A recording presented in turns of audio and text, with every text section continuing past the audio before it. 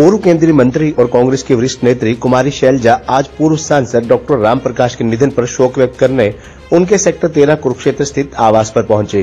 गौरतलब है कि डॉक्टर राम प्रकाश का पिछले दिनों लंबी बीमारी के बाद निधन हो गया था।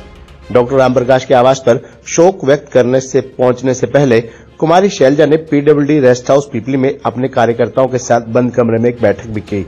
बैठक के बाद मीडिया से बातचीत में कुमारी शैलजा ने संसद में हुई घटना को लेकर कहा कि बेरोजगारी के मुद्दे से भी देश को मुंह नहीं मोड़ना चाहिए।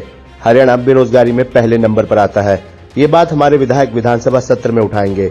उन्होंने कहा कि बेरोजगारी का मुद्दा संवेदनशील है, लेकिन सुरक्षा का मुद्दा भी महत्वपूर्ण है। वहीं लोकसभा के साथ विधानसभा चुनाव करवाने के मुद्दे पर कुमारी शैलजा ने कहा कि जनता जिस तरह से दुखी है, चुनावों में उसकी झलक चुनावों में साफ दिखेगी।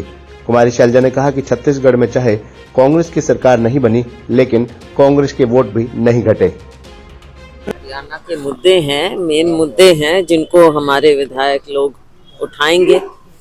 और आज के दिन आप देखते हो, चाहे क्राइम की बात हो, चाहे किसान की बात हो, हम जहां खड़े हैं यहाँ पर किसान जिस तरह से पीड़ित होता है और जिस तरह से भुगत भोगी है इस सरकार की, भारतीय जनता पार्टी जजपा सरकार की गलत नीतियों का, सब बातें हैं वो उठाई जाएंगी। बेरोजगारी आपने देखा जो कल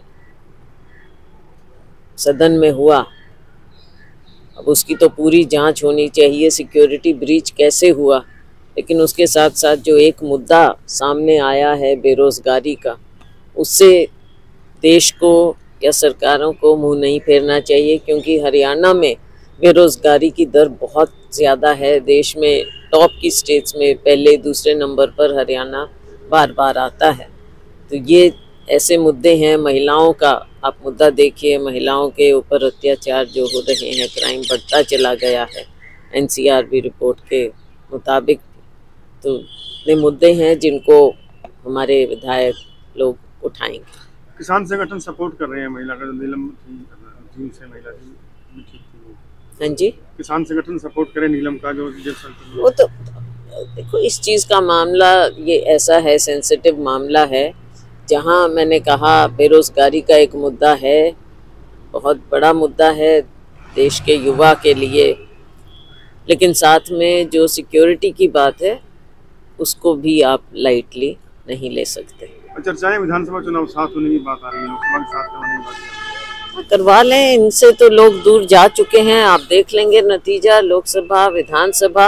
हरियाणा की जनता बिल्कुल इस भारतीय जनता पार्टी को बर्दाश्त नहीं करेगी। और जो ये सरकार चली है पिछले 5 साल भाजपा जजपा की, इनके कारगुजारी आपने देखी, रोज़ नए से नए जो यहाँ पर स्कैम होते गए हैं, हमारे युवाओं के भविष्य के साथ खिलवाड़ होता गया, पेपर लीक होते गए, भ्रष्टाचार चरम सीमा पर, हर जगह जिस तरह से भ्रष्टाचार फैला, प्रॉपर्टी आईडी की बात लो, परिवार पहचान पत्र की बात लो, तो जनता जिस तरह से त्रस्त है आपको नतीजों में साफ नजर आ जाएगा। 3 राज्यों का असर नहीं पड़ेगा हरियाणा में? नहीं, देखो, हर राज्य का अलग मुद्दा होता है।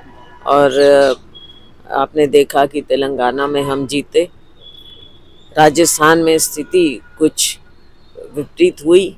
उनका इन सब तीनों राज्यों का विश्लेषण हम कर रहे हैं, इसकी समीक्षा पार्टी कर रही है। छत्तीसगढ़ में बिल्कुल हमारी सरकार बननी थी, वहाँ के लोगों ने मेहनत की, वहाँ पर हमारी सरकार ने काम करके दिखाया था। और हमारा वोट बैंक भी, वरना देखो 5 साल में लोग आपसे दूर होते हैं, हमारा वोट वहाँ कम नहीं हुआ है। जब हमारे 68 सीटें आई थी, हमारा वोट उतना ही बरकरार रहा है। बात दूसरी पार्टियों की है, उनका हम देख रहे हैं कि क्या पिछली बार कमी रही हमारे से।